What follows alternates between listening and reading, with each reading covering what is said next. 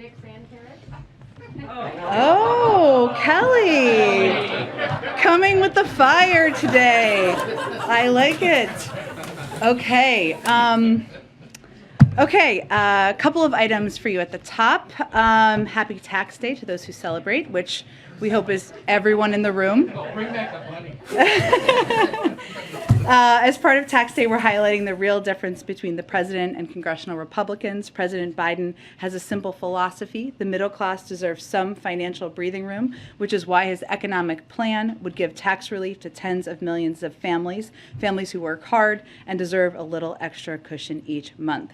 And the president believes billionaires should pay their fair share so we can invest in our economic future and cut the deficit. That's why he's calling on the top 1% of the top 1% to pay a minimum tax of 20%, when right now the wealthiest families can pay a lower average rate than teachers. And let me be crystal clear, the president will not raise taxes for anyone making under $400,000. The congressional Republican plan, however, as Senator Rick Scott outlined, couldn't be more different. Republicans on Capitol Hill are more than happy to pass a nearly $2 trillion tax giveaway to the wealthy and big corporations under the previous administration. But now, led by Senator Scott, Republicans want to raise taxes on the middle class, with one independent analysis showing their plan would hike taxes by an average of around $1,500 each year on 75 million American families, 96% of whom make under $100,000. That's the plan of congressional Republicans: tax hikes for the middle class, tax hikes for the wealthy and big corporations. President Biden disagrees. It's time to put the middle class first. Tomorrow, as you may know, the president is traveling to New Hampshire to highlight infrastructure investments to modernize our nation's ports and waterways and discuss how these investments will strengthen our supply chain, support local economies, and help cut costs for American families. American ports are a cornerstone of the United States economy, but outdated infrastructure and the COVID-19 pandemic have strained their capacity and jeopardized global supply chains, which has caused delays and passed costs directly to consumers. Thanks to the bipartisan infrastructure law, we now have $17 billion to upgrade, repair, and maintain our nation's port infrastructure. As the president continues to use every tool to help bring down prices for Americans, investments that strengthen domestic supply chains and move goods faster and more efficiently are critical to lowering costs for families. So during his trip tomorrow, he will visit Portsmouth Harbor, which is the only deep water harbor in New Hampshire and handles approximately 3 million tons and nearly $2 billion of cargo a year, including critical materials to support the local economy and clean energy production. The port recently completed a project to widen the harbor's turning basin and will receive funding from the bipartisan infrastructure law to maintain safe and efficient operations along the channel, both crucial projects to accommodate larger ships and heavier loads of cargo. Also wanted to note a bunch of scheduling things today.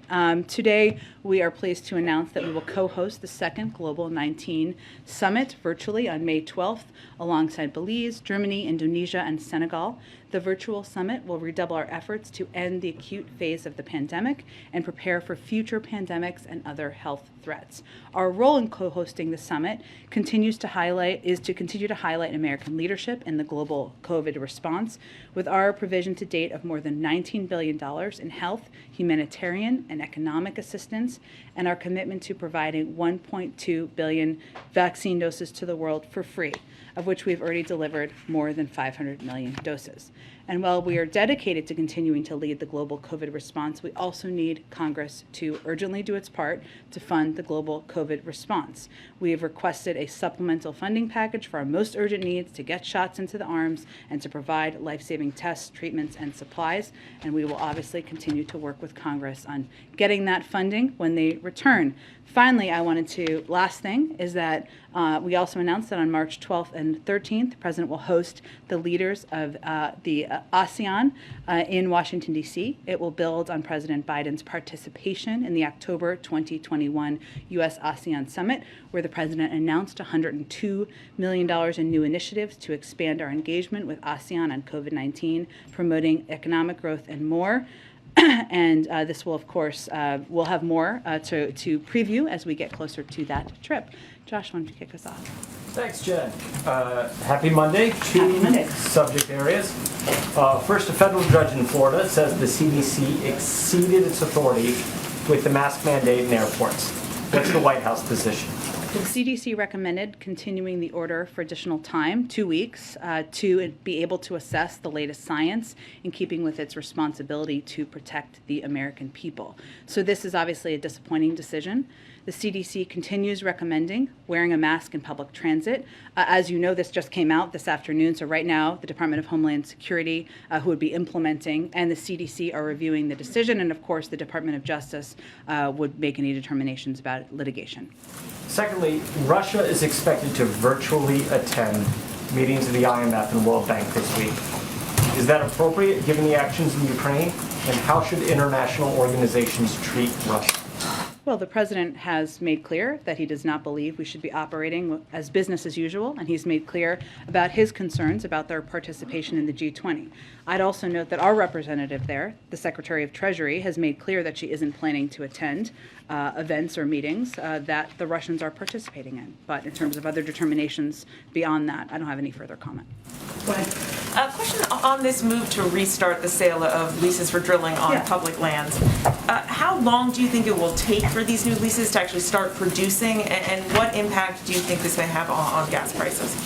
Well, let me first say that today's action, as you know, but for everybody, was the result of a court injunction that we continue to appeal, and it's not in line with the president's policy, which was to ban additional leasing, because one, we need to move towards a more clean energy economy, which he strongly believes in, but also because there are 9,000 permits unused on lands that could be tapped into by oil companies, and we don't feel they are needed. In terms of how long it will take to get up drilling because of the court action, I don't have any assessment on that from here. I would just note that we are going to continue to fight this court injunction that is forcing our hand in allowing this to proceed, even as we have taken actions to reduce by 80% the areas to lease and impose stringent environmental standards. The president has promised to slash greenhouse gas emissions in half by 2030. Now you're having to expand production of fossil fuels when you promised to curtail them. Congress, as we know, has yet to act on many of your climate proposals. Is the president's ambitious climate change goal and agenda still attainable, or are these new leases going to undercut that pledge? Well, again, these leases are not in line with our policy or the president's view. Whether it's your, policy or not, I mean, this is the situation that you're in. It is, and we're going to continue. There's obviously we're going to continue to fight this legal action. But I would say that the president remains committed. Addressing the climate crisis is one of the 4 pillars that he came in. He ran on as president, and he will continue to fight for. One of the reasons that this was so troubling to him is because he is so committed to that objective as president, and we have continued to propose a historic investment in addressing the climate crisis, something that we will continue to discuss with Congress. So there are a lot of ways to get there, that we will continue to work with Congress to take actions, but he has also not hesitated to take actions himself through his own authorities to take actions to help our climate. But are you still confident that goal is achievable? We are continuing to pursue it, and we are going to continue to do everything we can to reach it. Hey. Go ahead, Steve. Oh, thank you. House Minority Leader Kevin McCarthy is saying President Putin probably would have backed off from invading Ukraine if President Biden had shipped weapons to Ukraine sooner. Does the president feel he should have acted sooner? Well, first, just for fact's sake, we sent a record amount of security assistance to Ukraine during President Biden's first year in office, more than any other president in history. And we shared a significant amount of intelligence with Ukraine about Russia's intentions and military movements, as you all know, because we've talked about it in here. $3.2 billion total, $2.6 billion since this conflict started.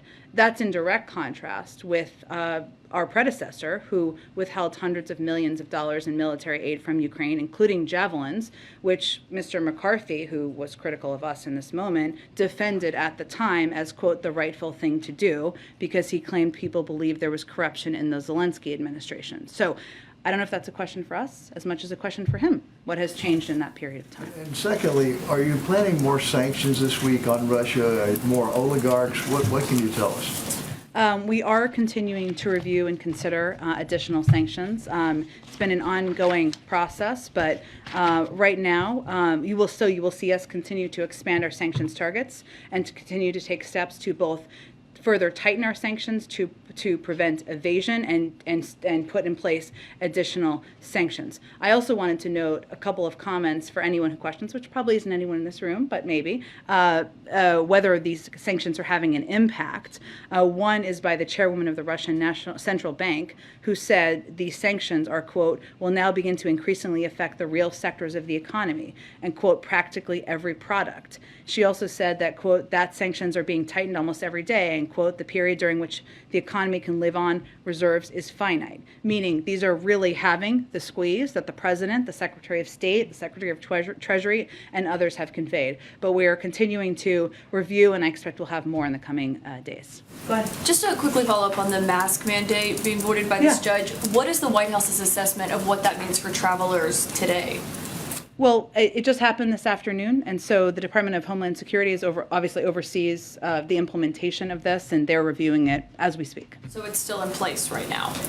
They're doing it as we speak. It just came out this afternoon, and if there are any updates while I'm out here, I'm sure we can provide them to all of you. Okay. And President Zelensky told Jake Tapper yesterday that he wants President Biden to visit Ukraine, and he believes that he will. You said last week there were no plans being made for President Biden to go. Is that still the case? That has not changed. What our focus continues to be on is providing Ukraine, the Ukrainian government, Ukrainian leaders, a historic amount of security assistance that's been adapted based on their needs and their successes on the ground. And obviously, that can be attributed largely to the courage and the bravery of the Ukrainian leaders. But the second reason is because of the military assistance we provided. I would note, because I know this is an understandable question you all have asked, that if anyone were to go, there's no plans for the president to go, so let me just reiterate that. But we would not outline from here or anywhere from the government who, if, and when for security reasons. So we wouldn't have any details to preview regardless. Is the president considering granting President Zelensky's request to make Russia a state sponsor of terrorism? So that is a process that it's an authority that obviously exists within the government and at the State Department. And in order, just broadly speaking, for any country to be designated a state sponsor of terror, and there's only three, North Korea, Sudan, and Iran at this point in time, just for your full perspective, the Secretary of State would need to determine the government of that country has repeatedly provided support for acts of international terrorism, and these, of course, designations are made after a careful review. So while we have those authorities, I don't have any update on that or prediction of that. That assessment would be made by the State Department. What I would note, which I think is important, is that for the countries that have been designated state sponsors of terrorism, so I named a couple of them for you, that the four main categories of sanctions that result from designation under these authorities include restrictions on U.S. foreign assistance, a ban on defense exports and sales, certain controls over exports of dual-use items, and other financial restrictions.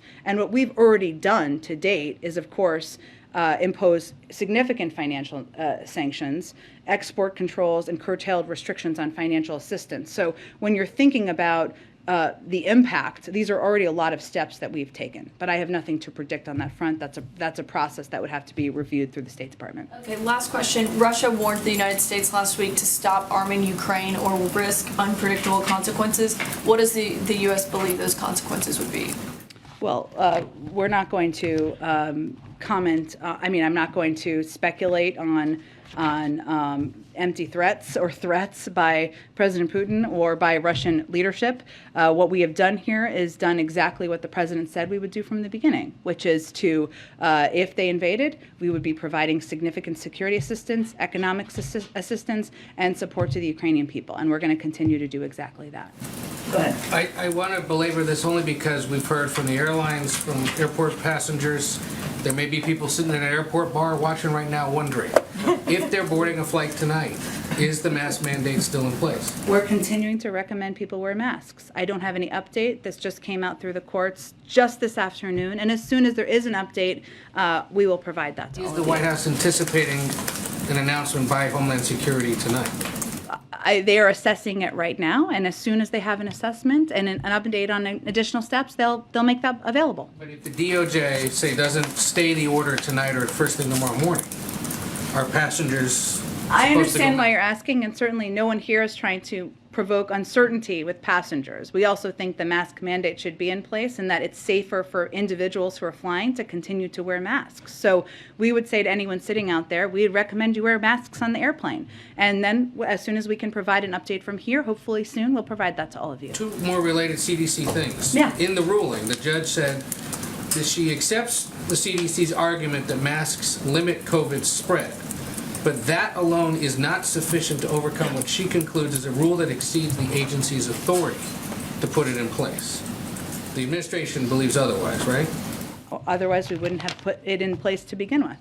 So that potentially is the crux of an appeal or an attempt to stop. Well, again, I would leave that to the Department of Justice. But what we announced last week was just a 2-week extension in order to have time to assess. What we've all seen is rising cases and make an assessment and recommendation with that in mind. So, of course, it's disappointing. There's another issue the CDC's in the middle of that's troubling some Democrats, and that is, of course, the impending end of Title 42.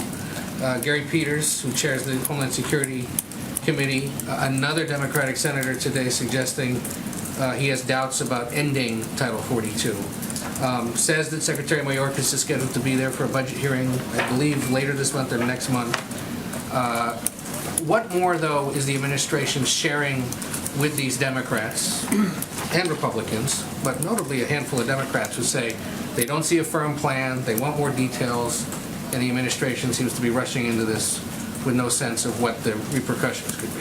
Well, I think it's important to remember this is not an immigration authority. For anyone who has concerns about it, nor is it an immigration plan. We've never said it was. It is a health authority that Congress gave the CDC authority to make a determination about whether it needs to stay in place or not. There is no question we have a broken immigration system. There's more we need to do. We've been saying that from the first day the president took office. And anyone who wants to work on that, Democrats, Republicans, anyone, how we can put smarter security in place, how we can have an asylum processing system that works, we would love to do that. But what is happening right now is they're essentially holding hostage funding for COVID. And we are going to run out of funding, we are already running out of funding, for key programs. So our issue here is let's move forward with the COVID funding. We're happy to have a discussion about the broken immigration system. We agree it's broken. Let's work together on addressing that. I say that because there's this amendment to the COVID plan that would put it. I say that because that's the root issue here, isn't it? I mean, anyone who's raising concerns, they're tying it to the COVID funding. Republicans are, but you got a handful of Democrats who aren't necessarily I supportive understand of that, but we're also happy to work with anyone on immigration reform and any concerns they have. But it sounds like the answer is, if you've got concerns, you, Congress, do something about it. Well, Here's what happens on May 25th once Title the president 42 is put gone. forward a bill his first day in office. It's not you do something about it. Let's work together on it, and we're happy to do that. You have different ideas. You want to talk about how to move this forward. Let's do that. At the same time, what's happening is this COVID funding, which means people who are uninsured are not going to be able to get access to treatments, to vaccines. We're not going to be able to get the 4th booster shot to everybody. We're not going to be able to get the treatments for immunocompromised. So that's where we're at, and that's why it's important to move that funding forward. And yes, our system is broken. Let's address it. But this is a health authority, not an immigration authority. Go ahead. Thank you, Jen.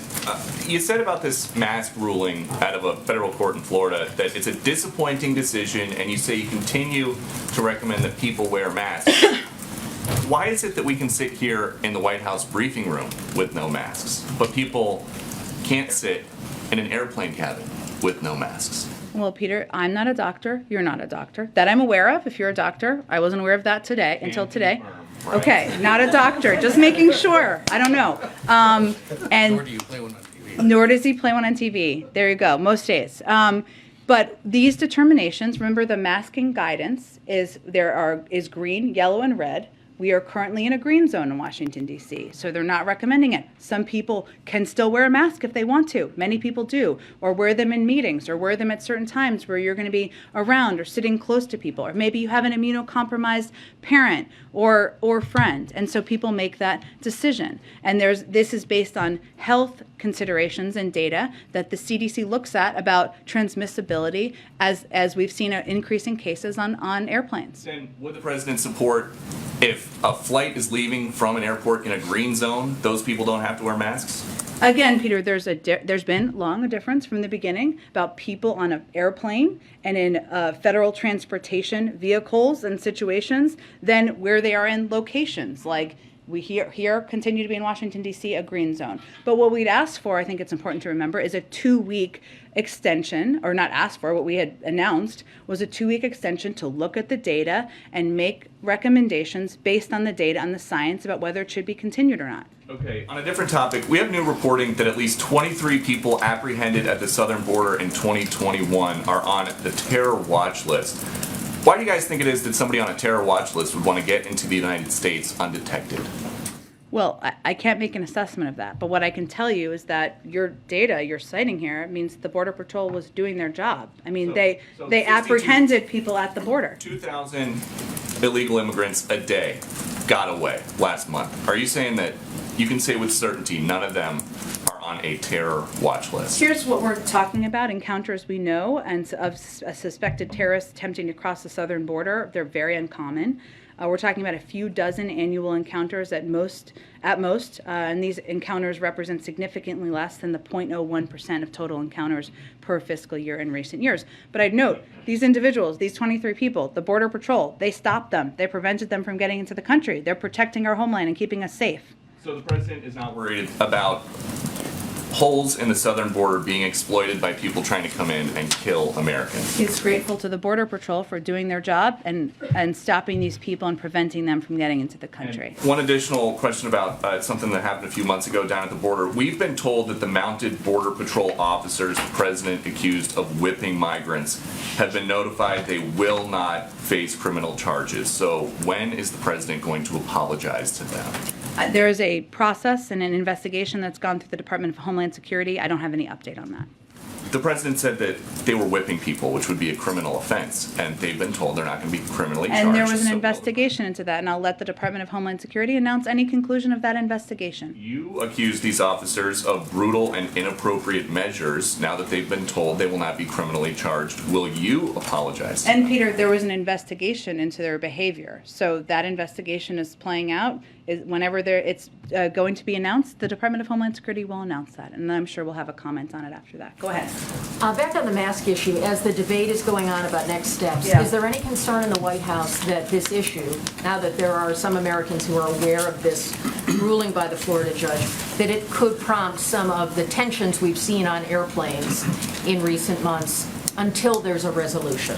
Yeah, Kelly, it's a great question. Obviously, what we're trying to do, what we would encourage is calm in all cases. And because this ruling just came out this afternoon, I know the objective of everybody involved and all the necessary authorities in government is to make a determination about next steps as quickly as possible. So that's certainly our hope, and we want to do everything we can to prevent that. On the oil leases, does the president see any secondary benefit to the fact that, even though this is not his policy objective, that there could be some additional production that could help, given the fact that gas prices are high and there has been a push to have additional production because of the war in Ukraine, even though it's not his policy objective? I can tell you from talking with him about this morning, he does not. He believes that, as he announced, and he remains committed to the ban he called for on the expansion of leasing on federal lands, in part because he wants to move toward a clean energy economy, and he is very committed to that and address climate change, but also because there's 9,000 unused leases that can be tapped into and used, and we certainly have encouraged oil companies to do that to help address, exactly as you said, the need to get more supply in the marketplace. Does he see this move by the Department of Interior as going against his campaign pledge? Well, he knows that it was the result of a court injunction, as you heard Secretary Holland say, and so it was her hands were tied in many ways, as they can be by legal requirements. But what they did, which he certainly supported, was take steps to reduce by 80% the areas to lease, and they also imposed stringent environmental safeguards in order to take additional steps, even as the court injunction made them take these steps. You did not mention Cuba as a state sponsor of terror. Should we read into that? I did not mean to not mention them. I wanted to cite some examples just to give people a sense of how few there are and what kinds of countries. I wasn't meant to. You're not lifting. I'm not announcing new policy. No, I'm not. I'm not announcing new policy. I just wanted to give an indication of what that is and how limited the number of countries are. Go ahead. Thank you. This is a question that comes from one of my colleagues who's reporting in Ukraine right now. He is wondering, as conditions in Mariupol continue to disintegrate, is the United States considering any creative ways to help the Ukrainians who are under siege? For instance, sending in third country planes or planes from a neutral organization like the Red Cross to get relief in there. So you mean humanitarian relief? Yeah. We are engaged with surrounding countries, with aid organizations, about a range of ways to get aid and assistance in. And obviously, from the start of this, if there was an allowance or an implementation of these humanitarian corridors, it would have helped enable. But we can't talk about a lot of those things from here, but we are going to continue to take steps to provide humanitarian assistance in every way that we can. I would note, you didn't ask this question, but just one other little update. There were 4 planes that arrived of military assistance over the course of the weekend. Another one is supposed to arrive today, if it hasn't already, from the $800 million package the president announced. So just to give you a sense of our efforts to continue to get more assistance in. And completely unrelated, but today on a background call about climate policy, an administration official said that the White House is in touch with a wide range of members of Congress about a reconciliation package. So are negotiations ongoing for Build Back Better or Building a Better America or whatever you're calling it now? And are you talking about it? We are talking about it, whatever you call it, a reconciliation package, including getting a historic investment in climate, including lowering the cost of child care, elder care, and healthcare, taking all of these steps that the president has been committed to. These conversations have been ongoing over the course of the last several months. And is Joe Manchin involved in those conversations? Who are you talking to? We're talking to everybody across the board. I'm not going to name all the names, but they're all included, Democrats across the board who want to get this done. Go ahead. Is the U.S. moving any closer to reopening its embassy in Kyiv now that Spain is joining France, Italy, and others in doing so?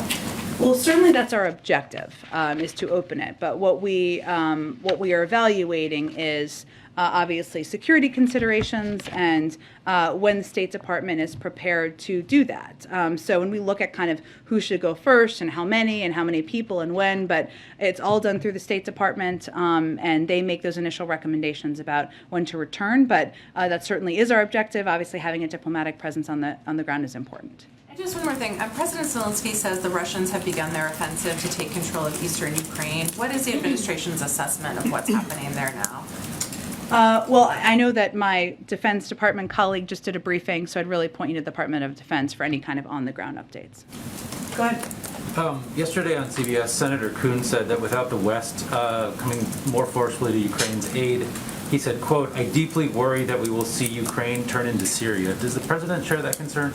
That's not words or a phrase the president would use or we would use from the United States. Obviously, what we've seen to date is the Ukrainians bravely fight back against the Russians and win essentially the Battle of Kyiv and continue to fight back against their efforts across the country. We've known and predicted that they would move their ground game to eastern Ukraine, which is exactly what they've done. And we also have known and predicted, and when Jake Sullivan was here just a week or two ago, he also conveyed that that Moscow was likely to launch air and missile strikes across Ukraine to cause military and economic damage. That's what we're seeing in Lviv and other places at this point in time. But what we've seen, I think, is them behave bravely with huge courage, and they have had the success in pushing back against the Russians because of that, but also because of the military assistance provided by the United States. So no, we would not share that assessment. And on the diplomatic front,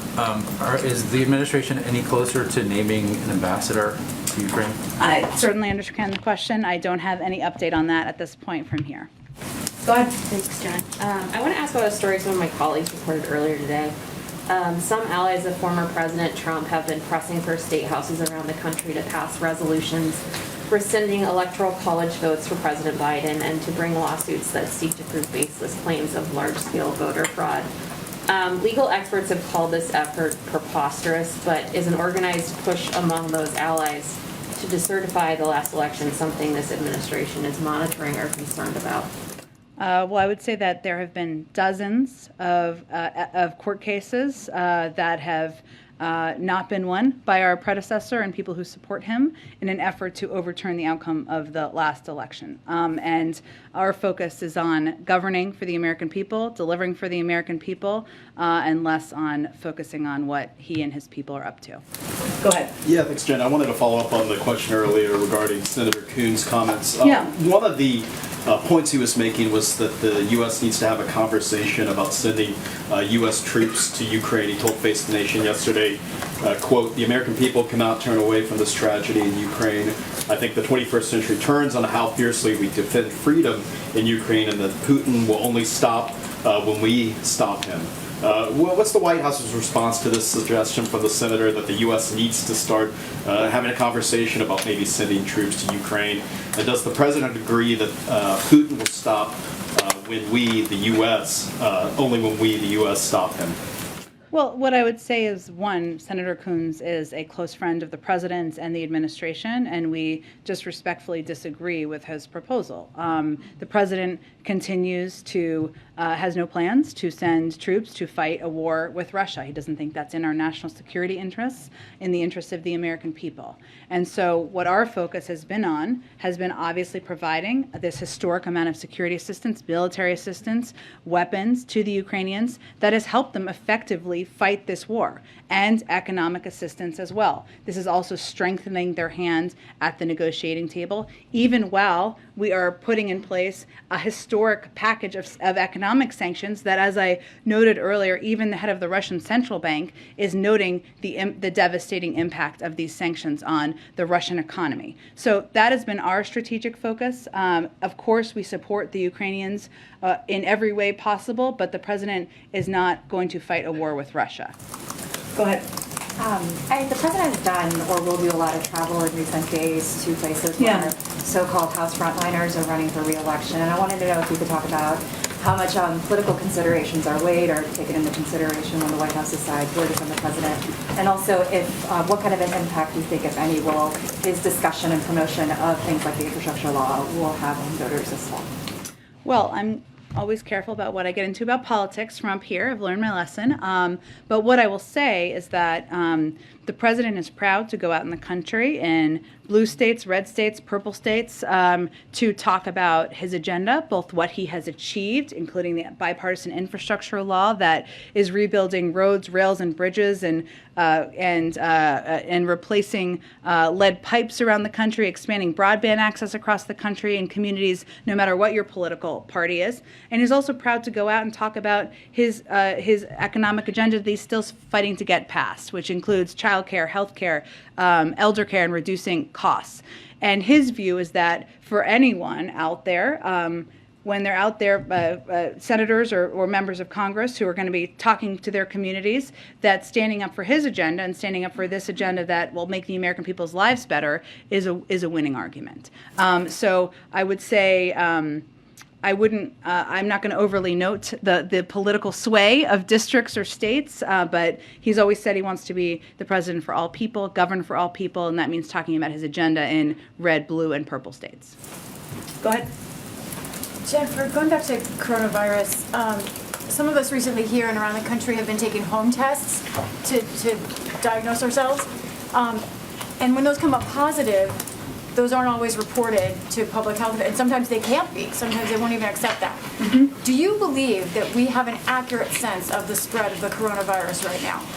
Well, I think what's important to remember is that how CDC continues to track COVID cases that are reported, they do it really through hospitalizations and death.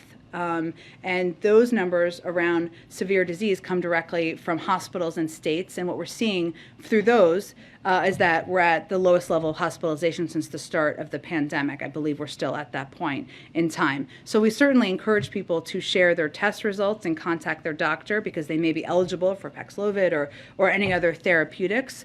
But beyond that, as I think I would note, when we put out the president's 100-page plan, we noted that our focus was really on hospitalizations, deaths, and severe cases, even as we're encouraging people to report testing for contact tracing and other purposes when they test positive. On Title 42, there is a bipartisan group of senators, including Sinema, Manchin, some who are at risk, including Senator Kelly, who are proposing the idea of letting the Surgeon General certify when the public health emergency has ended. Is that something the president would consider, and then why or why not? Well, Congress gave the CDC the authority, in that, and I'm wondering if you're open to that idea. Well, I don't have any prediction of that at this point. The CDC is the public health authority for the country, so I don't have any more predictions of that. Go ahead. Japanese Prime Minister Kishida just announced Japan taking in a group of refugees, which is really a big deal for Japan. And the Foreign Minister Hayashi flew back a group of refugees from Poland to Japan. Is the administration aware of that? And then also with the trip to Japan next month, any update on whether an interview with the president is in offing? It's an interview pitch. Okay. I said, an interview with whom? I like your style. We certainly welcome and applaud the actions of Japan, the Japanese leadership, and are grateful to their steps in taking in refugees and their humanitarian support through this conflict. And they're an important partner, as you know, and have been a part of important meetings on the conflict in Ukraine in recent months, including on the president's last trip to Europe. I will certainly take under advisement your request. Go ahead, Eugene. Thanks, Jen. There have been kind of a growing rumblings among economists about the R word, recession, that coming possibly. The R word. The R word. I was like, where are we going with this? Yes. And I guess I'm just curious how the administration is viewing the possibility of that and what kind of conversations are happening right now about a possible recession. Well, we continue to believe, our economists most importantly, that the United States economy will deal with challenges ahead from a position of strength because of the president's economic plan. It's important to remember we created more jobs last year than any other year in history. We obviously have a very low unemployment rate in the country, and we've seen wages go up in a number of areas. I would note that there was a Goldman Sachs, we may be referring to this, the Goldman Sachs analysis, and even in their analysis, they said, quote, "We still do not see a recession as inevitable. However, particularly since the Fed's goal of cooling the economy while avoiding a recession will be helped by post-COVID normalizations. We're in a period of historic job growth, strong business investment, strong consumer and business balance sheets, and normalizing supply chains. Those are all good signs for the economy, but obviously we'll continue to monitor any concerns we have about where things are headed." And if inflation continues to rise, what are the concerns about that? It feels like that would make it a lot. Well, the Federal Reserve continues to project that it will moderate by the end of the year. And we support their steps they've announced to recalibrate, and we've already seen some of those actions taken, but really it's under their purview, so we would point to their projections. Go ahead. So just a follow-up on Title 42, the issue that Democratic senators have brought up is that there isn't a detailed plan, they think, to deal with the expected rise in migrants at the border. So does the White House feel confident that the administration has the necessary resources an operational plan in place to process and house and transport migrants? Well, I would point you to the fact that the Department of Homeland Security put out a plan that they briefed members on when we announced the timeline or the implementation period, an extended period that wasn't immediate at the time. That includes surging resources and making sure we had the type of resources available to meet any needs. So they did put out a preparedness plan at the time, but we're going to have continuing conversations, and we certainly welcome any engagement to do that. Our issue is more the hooking it with COVID funding because of the devastating impact that would have on communities across the country. Just another question on a Times op-ed that Senator Warren wrote today, saying that Democrats need to deliver on more of their agenda in order to keep the majorities in Congress. Do you agree with that premise? And at this point, I know you named a few of the legislative priorities already in the briefing, but are there top 3 priorities that the White House feels they can actually get done before the midterms? We love all of our children in the legislature around here.